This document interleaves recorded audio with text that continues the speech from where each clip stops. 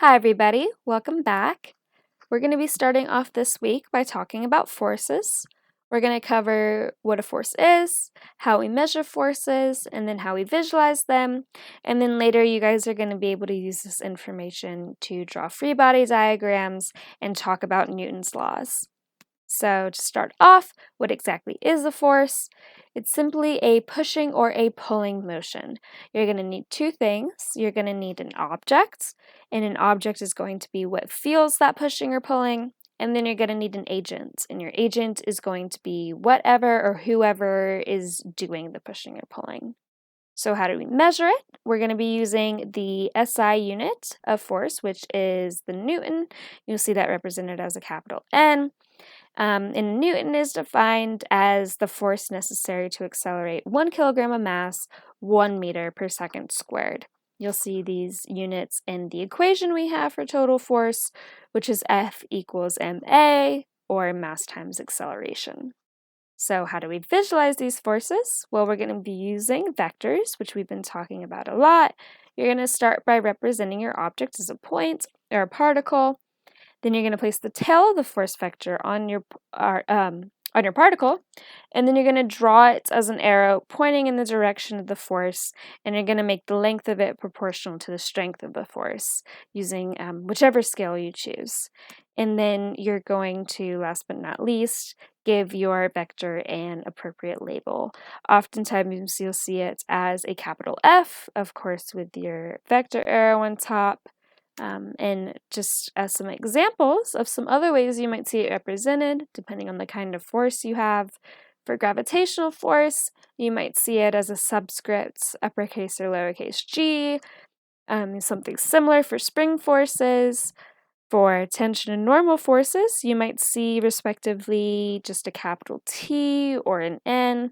And then friction forces, which you'll also run into, you'll see a lowercase f, sometimes with their own subscripts if you need to tell what kind of friction force it is.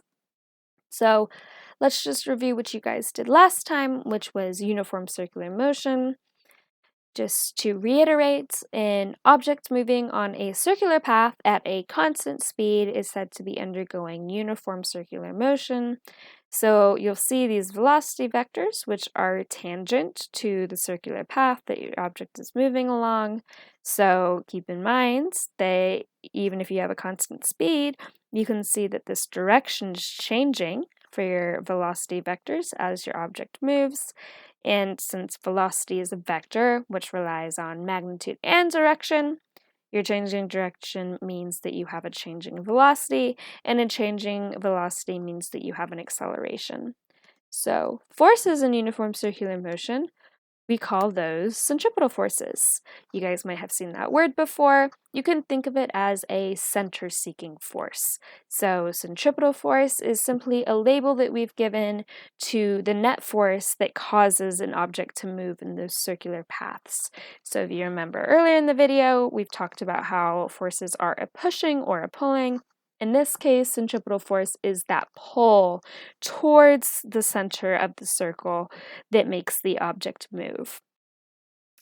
So some examples that you guys may have seen or done before, like this one on the left. You have a ball on the end of a rope or a string, and if you swing it really fast above your head, it's going to move in that circular motion. And you'll see here what brings that string taut would be this tension force, which these should both have little vector arrows on top of them. So what happens if you guys have multiple forces on an object, which you'll often see? Well, what you need to keep in mind is that all forces are on an equal footing, you could say. So no force is more important than another force, which means that when you are calculating your total force or your net force, you have to treat it as a sum of all the forces acting on it, regardless of where or how those forces are exerted.